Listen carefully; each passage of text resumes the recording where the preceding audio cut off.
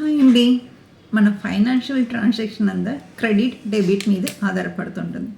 Credit అవుతుంటుంది, debit చేసుకుంటాం. So transaction అవుతుంది, ఇన్పుట్ అవుట్పుట్ బ్యాలెన్స్ చేసుకుంటాం. ఇది ఎంత మన శాలరీని బట్టి మనం బేస్ చేసుకుంటాం. ముందు జనరేషన్ ఏం చెప్పేది, ముందు దాయండి తర్వాత ఖర్చు పెట్టండి. నెక్స్ట్ వచ్చే జనరేషన్ దాచుకుని ఏం చేస్తాం, 50% దాస్తాం, 50% ఖర్చు పెడతానండి. ఇప్పుడు ఉన్న సంజీ జనరేషన్ ఏంటంటే అప్పు చేసి ఖర్చు పెడతాం. ఇలా రకరకాలుగా మారిపోతూ ఉంటుంది. అసలు దాయటం ఏంటి, ఖర్చు పెట్టడం ఏంటి, రేపును అనుకుని పట్టించుకోకుండా వదిలేయటం ఏంటి, దీనివల్ల వచ్చిన లాభాల నష్టాల గురించి ఇవాళ మాట్లాడుకుంటాం.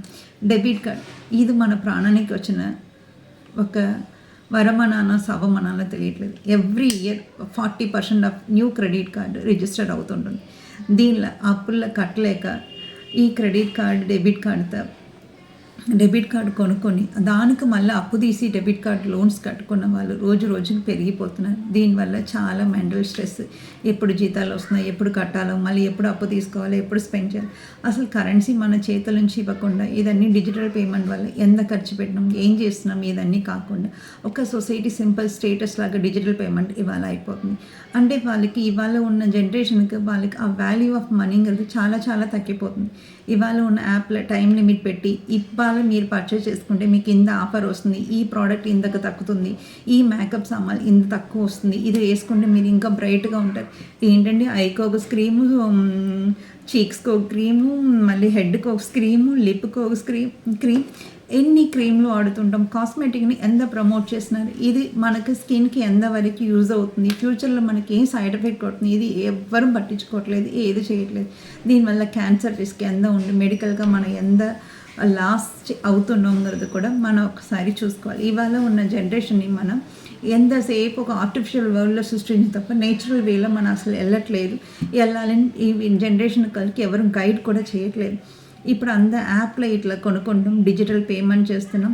ఒక ఫిక్స్డ్ ఇన్కమ్తో మనం ఏం చేసుకోవాలి, చేతిలో ఎంతవరకు ఉంచుకోవాలి, మన బేసిక్ నీడ్స్ ఏంటి అని ఎవరు క్యాల్కులేట్ చేసుకొని కూర్చుని లెక్కలు వేసుకున్న పరిస్థితులు లేదు. ఏదైనా అనిపిస్తే కొనాలి, తిరగాలి, 4 సెల్ఫీలు తీసుకోవాలి, టూర్ వెళ్ళాలి. ఇవాళ లగ్జరీ ఏంటి, ఓ డిన్నర్ చేసుకుని ఫొటోస్ పోస్ట్ చేయాలి, దానికి ఎన్ని లైకులు రావాలి, దాన్ని బట్టి హుషారు పడాలి. ఇది లైఫ్, ఇది కాదండి లైఫ్, ఇది మీ జీవితం కాదు. ఇదన్నీ టెంపరరీ నీడ్స్ అండి.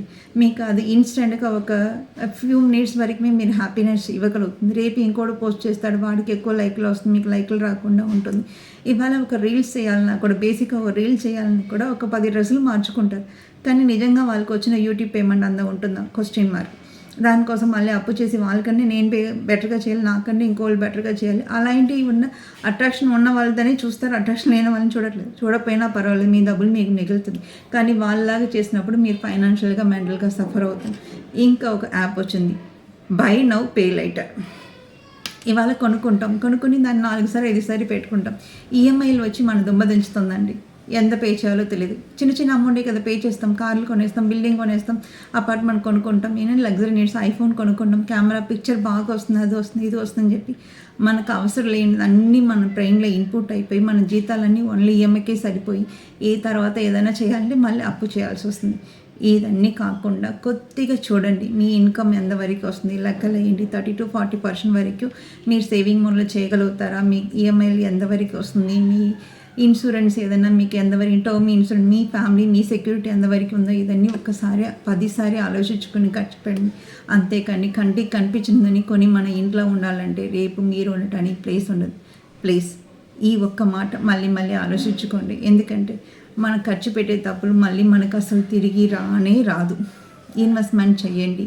మీరు ఉన్నంత వరకు మీరు సేఫ్ జోన్లో ఉండండి. ఫైనాన్షియల్గా మీకు హెల్ప్ చేసిన వాడు ఒక్కడు ఉండండి. అందరూ మీ వాళ్ళ కనపడతారు. మీకు అవసరం లేనప్పుడు, మీకు అవసరం ఉన్నప్పుడు ఎవడు మీ చుట్టూతో ఉంటాడు. ఇది మరికి బల్లగుతే నిజం.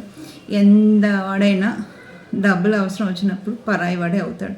ప్లీజ్ అండి, ఇవాళ ఉన్న జనరేషన్ ఒక్కసారి ఇది సోదిలాగా అనిపించవచ్చు, బట్ నా ఎక్స్పీరియన్స్లో, నా పెయిన్తో నేను మీకు చెప్తున్న నిజం. ప్లీజ్